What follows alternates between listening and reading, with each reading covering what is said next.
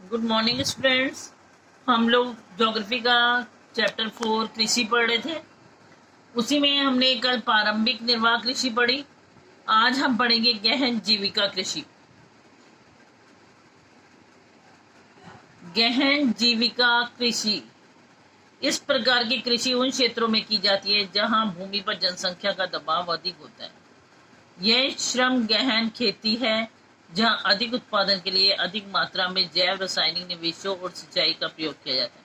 अब उन्होंने कहा कि ये क्या है, जहां पर भूमि तो इतनी ज्यादा नहीं है लेकिन उस पर जनसंख्या बहुत अधिक है।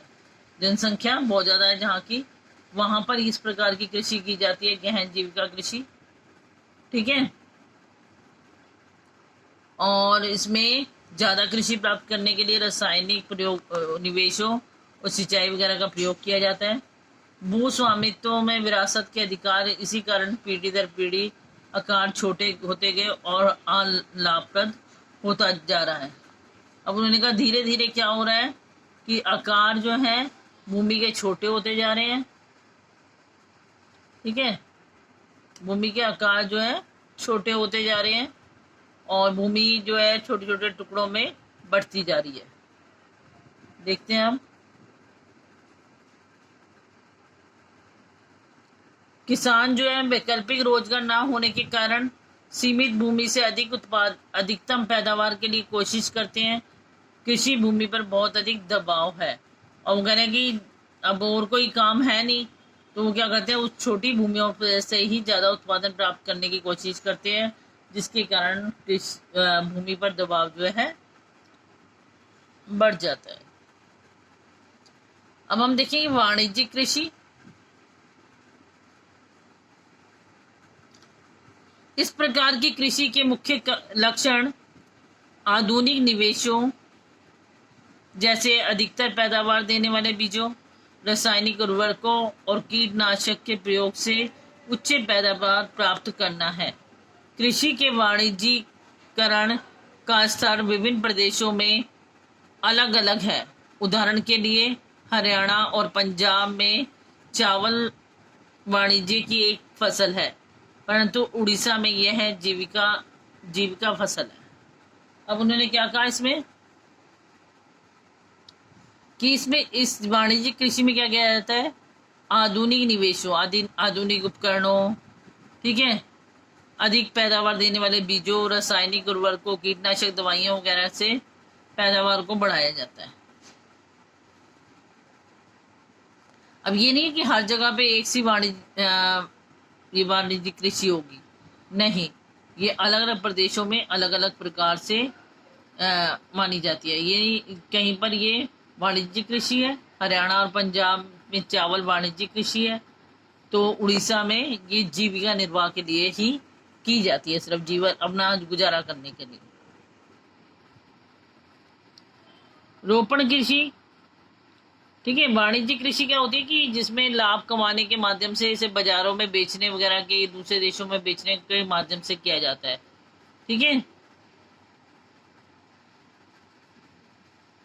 उन्होंने दिखाया कि उड़ीसा में ऐसा नहीं किया जाता, वहां सिर्फ जीविका निर्वाह के लिए किया जाती है, और जबकि पंजाब हरियाणा वगैरह में ये बेचने के पर्पज से भी की जाती है। रोपण कृषि भी एक प्रकार की वाणिज्यिक खेती है। इस प्रकार की खेती में लंबे चौड़े में एकल फसल बोई जाती है। मतलब उन्होंने कहा कि कहने को रोपण कृषि को भी हम कहेंगे वाणिज्यिक कृषि जैसी दिखती है ये, ठीक है, वाणिज्यिक कृषि जैसी है, लेकिन इसमें क्या कहा जाता है, एक बहुत बड़े क्षेत्र में एकल फसल बोई जाती है, एक ही प्रकार की फसल बोई जाती है। रोपण कृषि उद्योग और कृषि के बीच एक अंतःप्रस्थ है। रोपण कृषि व्यापक क्षेत्र में की जाती है जो अत्यधिक पूंजी और श्रमिकों की सहायता से की जाती है। इससे प्राप्त सारा उत्पादन उद्योग में कच्चे माल के रूप में प्रयोग होता है। अब उन्होंने कहा कि इसमें क्या है, ये बहुत व्यापक स्तर पर की जाती है, बहुत बड़े स्तर पर की जाती है, इसलिए इंसान खुद तो कर नहीं सकता कि अपने परिवार के लोगों को लगा के कर ले। इसके लिए वो क्या करते हैं, श्रमिकों वगैरह को पैसा भी खूब लगता है, इसमें पूंजी यानी पैसा भी बहुत खर्च करता है, और श्रमिक को रखता है अपने खेतों पे काम करने के लिए। श्रमिकों की सहायता से खूब सारा उत्पादन प्राप्त करता है, और कैसा उत्पादन प्राप्त करता है, जो कच्चे माल के रूप में प्रयोग होता है। ठीक है, उद्योगों में जैसे कच्चा माल होता है ना, कच्चा माल क्या होता है, जब किसी चीज का विनिर्माण करके नई चीज बनाई जाती है, तो जिससे वो बनाई जा रही होती है उसे कच्चा माल बोलते हैं। जैसे कि गन्ने से चीनी बनाई जाती है, तो गन्ना क्या हो गया चीनी के लिए, कच्चा माल। इस प्रकार भारत में चाय, कॉफी, रबड़, गन्ना, केला इत्यादि महत्वपूर्ण रोपण फसलें हैं। ठीक है, अब देखो रबड़ का उत्पादन किया जा रहा है, गन्ने का किया जा रहा है, केला, चाय, कॉफी, ये सब किस में आती है, रोपण फसलों में। आपसे पूछा जाए कि रोपण फसलों के उदाहरण दीजिए, तो आप ये नाम दे सकते हैं। असम और उत्तरी बंगाल में चाय, कर्नाटक में कॉफी और वहां की मुख्य रोपण फसलें हैं। चूंकि रोपण कृषि में उत्पादन बिक्री के लिए होता है,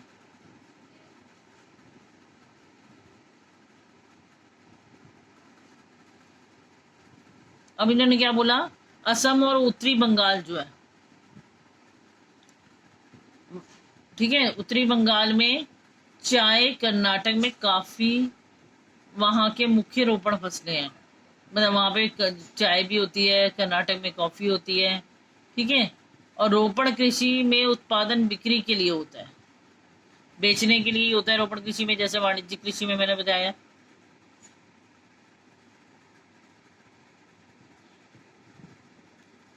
इसीलिए इसके विकास में परिवहन और संचार साधन से संबंधित उद्योग और बाजार महत्वपूर्ण योगदान देते हैं। ठीक है, और उन्होंने कहा इसीलिए अगर जब ये बेचने के माध्यम से की जा रही है, तो इसके लिए बाजारों वगैरह का होना आवश्यक है। ठीक है, बाजार नहीं होंगे तो कहाँ बेचेंगे, वो बाजारों का योगदान बहुत जरूरी है। अब आता है हमारा शस्य प्रारूप। शस्य प्रारूप वाले में मैंने एक्टिविटी के माध्यम से भी तुम्हें बताया था कि शस्य प्रारूप के अनुसार क्या होता है, भारत की जो फसलों को है 3 भागों में बांटा गया है। अभी मैं समझाऊंगी इसको कल, देखते हैं जरा, ने अभी कराती हूँ थोड़ा सा। आपने भारत की भौतिक विविधताओं और संस्कृतियों की बहुलता के संबंध में अध्ययन किया। ये देश में कृषि पद्धतियों और शस्य प्रारूपों से प्रतिबंधित होता है, इसीलिए देश में बोई जाने वाली फसलों के अनेक प्रकार के खाद्यान्न और रेशे वाली फसलें सब्जियां, फल, मसाले इत्यादि शामिल है। भारत में 3 शस्य ऋतुएं हैं जो इस प्रकार है, मैंने एक्टिविटी के माध्यम से आपको कराई, रबी की फसल, खरीफ की फसल और जायद की फसल। ठीक है, भारत में 3 शस्य ऋतुएं हैं। 3 शस्य ऋतुएं हैं, कौन कौन सी, रबी, खरीफ और जायद। इन 3 ऋतुओं में हमारे यहाँ फसल बोई जाती है, जिसे हम बोल देते हैं रबी की फसल है, ये खरीफ की फसल है, ये जायद की फसल है। ठीक है, अब देखिए, रबी फसलों को शीत ऋतु में अक्टूबर से दिसंबर में के मध्य बोया जाता है। अक्टूबर नवंबर में हम इसे बोएंगे, और ग्रीष्म ऋतु में अप्रैल जून में इसे काट लिया जाता है, यानी इन महीनों में ये फसल काट ली जाती है। अब जून चल रहा है ना, अप्रैल से शुरू हो जाती है इसकी कटाई और जून तक समाप्त। गेहूं, जौ, मटर, चना, सरसों कुछ मुख्य रबी फसलें हैं। यदि ये फसलें देश के विस्तृत भाग में बोई जाती हैं, तो उत्तर और उत्तर पश्चिमी राज्य जैसे पंजाब, हरियाणा, हिमाचल प्रदेश, जम्मू कश्मीर, उत्तराखंड और उत्तर प्रदेश गेहूं और अन्य रबी फसलों के उत्पादक के लिए महत्वपूर्ण राज्य हैं। अब देखिए, मैंने एक्टिविटी के माध्यम से इन फसलों को याद करने का तरीका आपको बताया था कि रबी की फसलें कौन सी होती हैं, और ये कहाँ कहाँ पाई जा रही है, पंजाब, हरियाणा, हिमाचल प्रदेश, जम्मू कश्मीर, उत्तर प्रदेश वगैरह में ये फसलें ज्यादातर उगाई जाती हैं।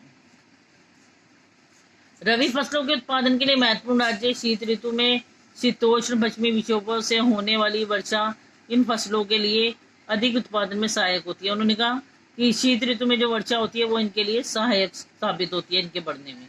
पंजाब, हरियाणा, उत्तर प्रदेश, राजस्थान के कुछ भागों में हरित क्रांति की सफलता भी उपयुक्त रबी फसलों में वृद्धि में एक महत्वपूर्ण कारक है। और उन्होंने कहा जो हरित क्रांति हुई वो खासतौर पे गेहूं की फसल वगैरह में वृद्धि दिखाई गई ना, तो इस रबी की फसल के मारे ही हो पाई है। तो आज हम रबी की फसल ही पढ़ रहे हैं, आगे की फसलें मैं आपको नेक्स्ट क्लास में पढ़ाऊंगी। आज के लिए इतना ही, नेक्स्ट क्लास में इससे आगे करेंगे। थैंक्स।